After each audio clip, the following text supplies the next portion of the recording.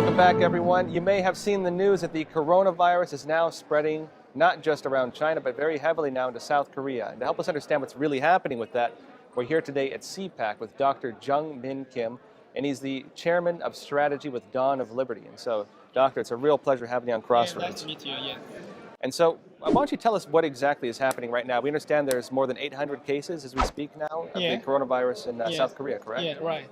I also want to take part in this CPAC conference 5 days ago. At the time, the number of people who were infected were just 900.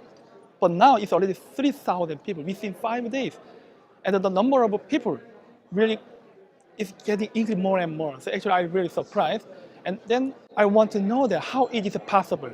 Because Korea is not developing country. We have quite a good immune system and the prevention epidemic is quite excellent. It's a very, very advanced country, yeah. But actually, it is impossible how it happened. And then whenever I investigated about that problem, we saw that our government really have quite close relations with China. That's the reason they allowed Chinese tourists or students, even who come from Wuhan city, allowed enter into Korea. So the government in South Korea is openly allowing even people from Wuhan, the epicenter of the virus in China, to enter South Korea. Is this accurate? Yes.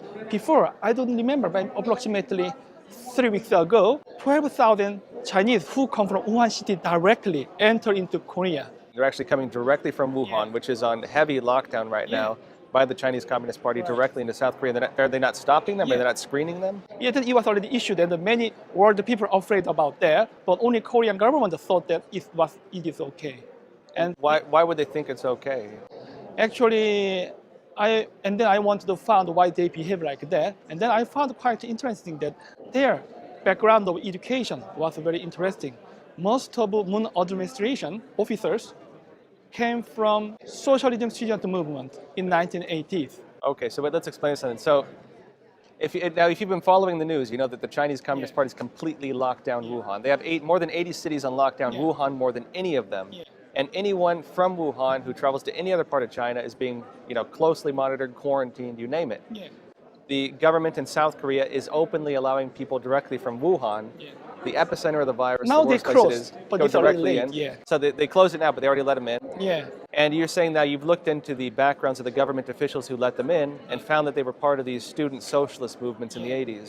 They studied Maoism and socialism and Leninism. I think they really liked Chinese communists because in 2017, one of the political leaders of our government entered into China, and then she took part in Chinese political party movement. And she also made a speech there.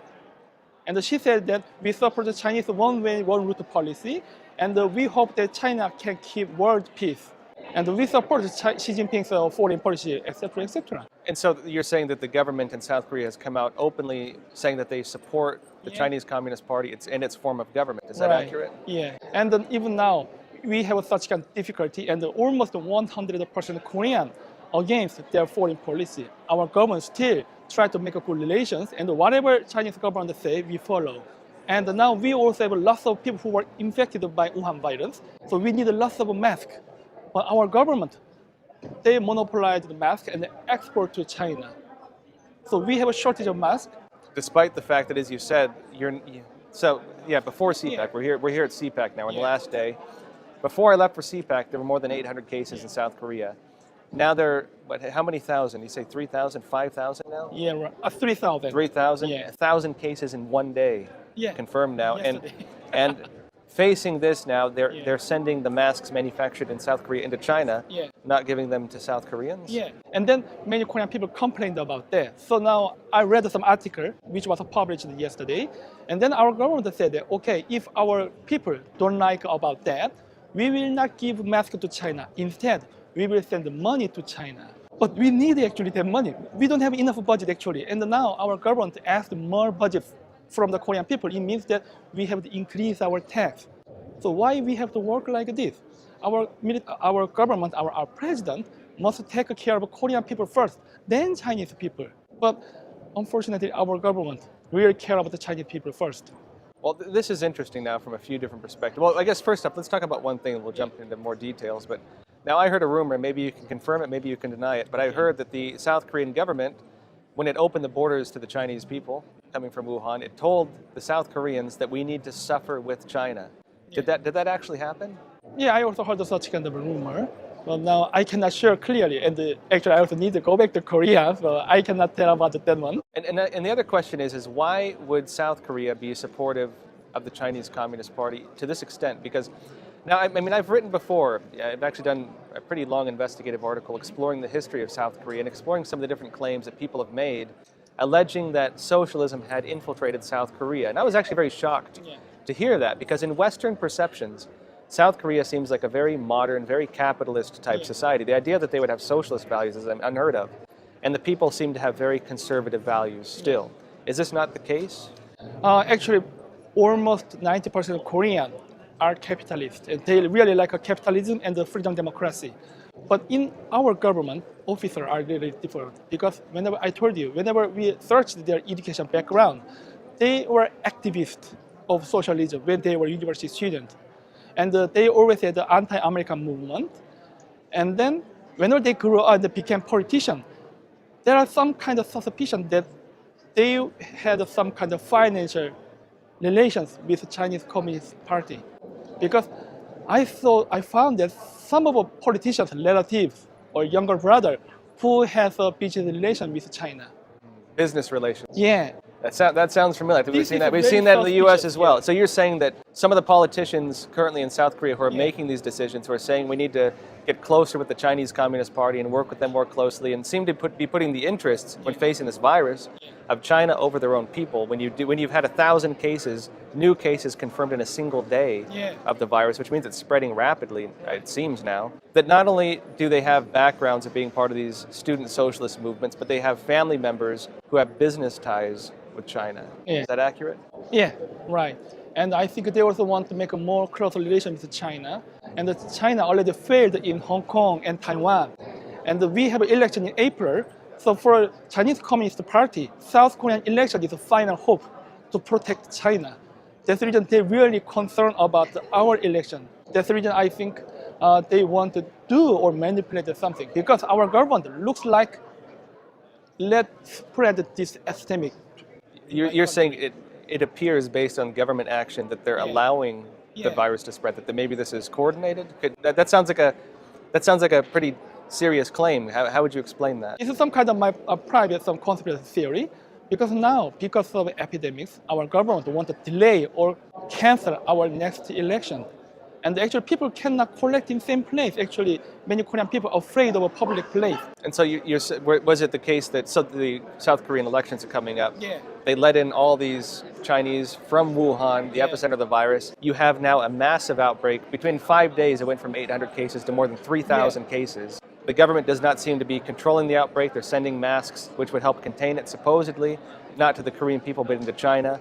And you believe that they're doing this to prevent large-scale gatherings, which would also delay the election. Just 1 month left, and if we have an election in April, they know that they cannot win in this election because really many Korean people get angry about that.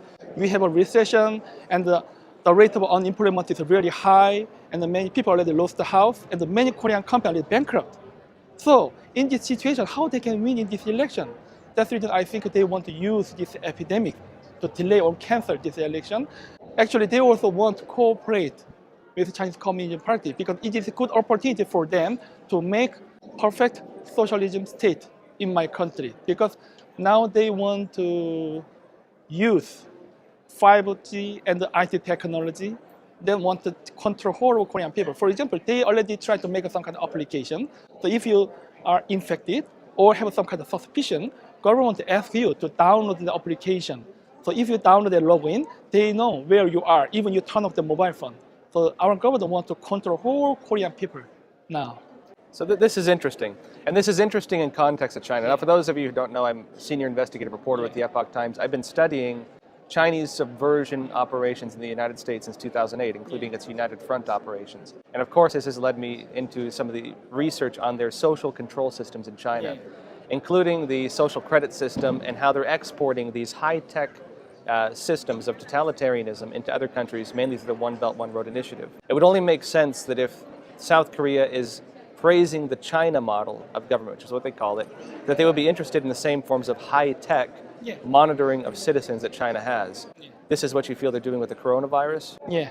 So you feel that they're using the coronavirus as almost like a Trojan horse to delay the elections on one side, and two, to implement different forms of technologies for social control on the other. Is that accurate?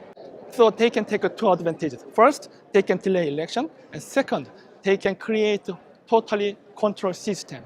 And that's the reason I think such kind of epidemics really give quite a good motivation for them to create such kind of digital Leninism. Digital Leninism. Yeah, Korean people usually say digital Leninism. I guess just a last question. If you were to communicate one thing to Americans right now about what South Korea is facing and why we should really care about what's happening in South Korea right now with the coronavirus, because everyone's focused on the coronavirus. They're focused on whether this is spreading. They're not thinking about how the coronavirus could be weaponized by a government and used as a Trojan horse to accomplish other goals. First, Korean people can enter into America easily. Whenever Korean people want to take a visa, enter into America, it's not so difficult. So if many Korean people are infected and enter into America, what will happen? Still, America is okay in my opinion, but actually we don't know in future because yesterday 1,000 Koreans were infected. I don't know how many Koreans will be infected today. So this is really one problem. And second, our government really issue our Korean passport to Chinese or Korean who was born in China. So actually, I read some kind of criminal report in Australia and America, many places. But whenever I actually investigated about that, they were not born in South Korea. He has a Republic of Korean passport, but he was born in China. And so in other words, they're telling the Korean people that the people they're letting in from Wuhan are actually South Koreans who were living in China. But you said researching has shown otherwise, that these individuals are Chinese, born in China, and were not Koreans, as opposed to what the government's been telling you. They are doing some kind of citizen laundering. It's Citizenship laundering. Yeah, that's the reason it will be a future threat to American people because Korean people can easily enter. And I'm really afraid that we have a correlation with the American, but if such kind of thing happen in America quite often, who knows? Korean people will be prohibited to enter. So I'm really afraid of such kind of situation. Doctor, real pleasure having you on Crossroads. Have to have you on again sometime. Yeah, thank you very much. Yeah. Everyone, please remember, like and subscribe. If you're on YouTube, click the notification bell, know when we get the updates. See you next time.